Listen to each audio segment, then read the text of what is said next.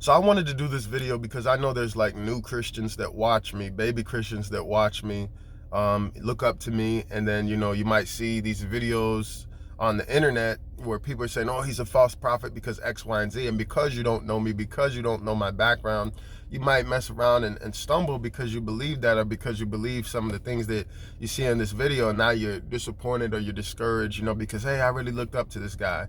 Now, number one, I say, it's fine to look up to people in the faith, but you need to read the Bible for yourself. You need to study for yourself. But I do want to address some of these things that you might hear, all right? For example, my previous marriages, all right? My first marriage, I got married at 19. I didn't know nothing about being a man, being a husband.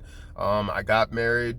They sent me to Iraq 6 months after I got married. I was there for a whole year in Baghdad, Iraq. It was just very straining on my marriage. I came back after a year. We tried to work it out. It was just getting worse and worse and worse. And then the army sent me to Afghanistan. So it was like back-to-back deployment. So I was in Kandahar, Afghanistan for a whole year. And that really ended the relationship, all right? We tried to make it work. It wasn't working. All kinds of mess was going on. I was young. I was dumb. I cheated and stuff like that. The Lord has forgiven me for it, but I did. And that ended. And then I got married again at 24, thinking things was going to be different. The person I married, they, had a similar background, similar past. Two hurt people coming together thinking, oh, well, it was just the last person, but we hadn't healed. We hadn't, learned. We hadn't been made whole. And very similar situation happened. They sent me to South Korea for a whole year, and that distance just killed the relationship. And we tried to make it work several times after that. And there was a lot of things, like so many difficulties that we have that I don't want to say to defend myself, because really it's not people's business. Because if she was here to say and she wanted to tell you, she could. But a lot of stuff that you see people saying about it on the internet is just false. Like, they're speculating, they're looking for a reason to make me out to be some false prophet. But even if it was true, the reality is God has forgiven me, all right? And most of those people, they don't know what they're talking about. So we tried to work it out. It didn't work out. And there was a lot of situations toward the end of that relationship where I was getting out of the military. And you can look this stuff up for yourself. People say, oh, he got out because he was beating his wives. Not true. Actually, for the most part, I was the one being beat.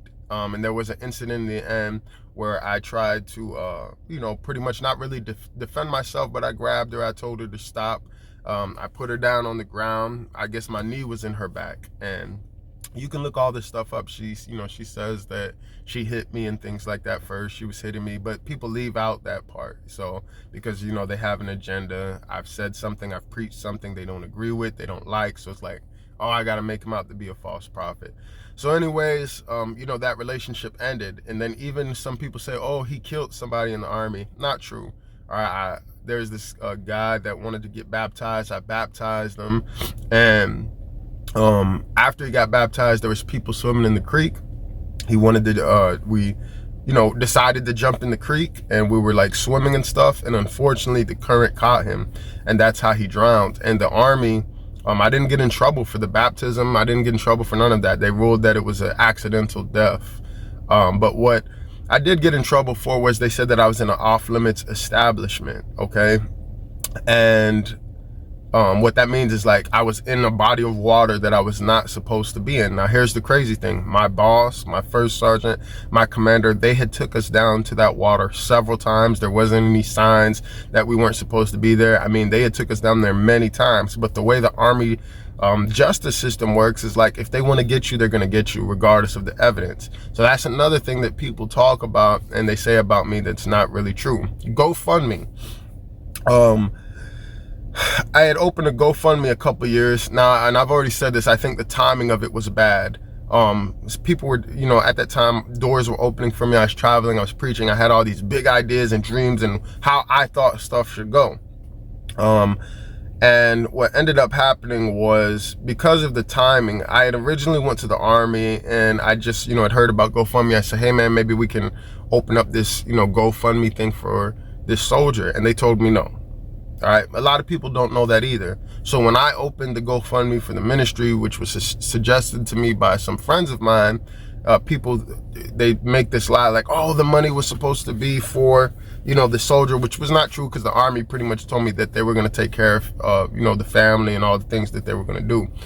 Now, one of the things that I say, I guess maybe wasn't wise, was when I opened the GoFundMe, originally I put the goal as $1.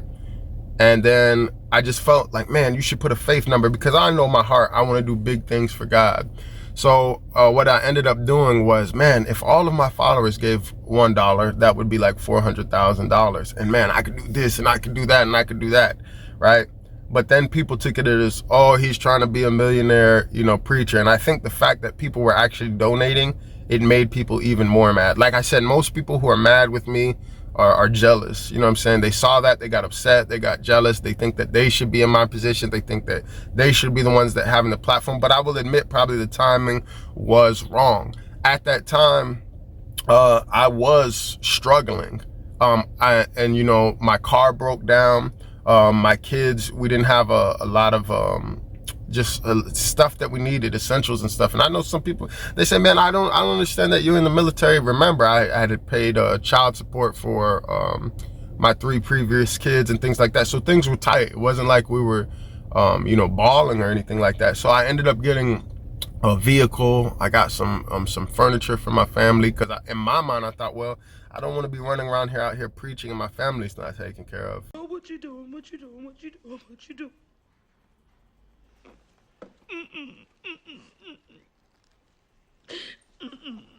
Now you see now, fucked up, you know that, don't you?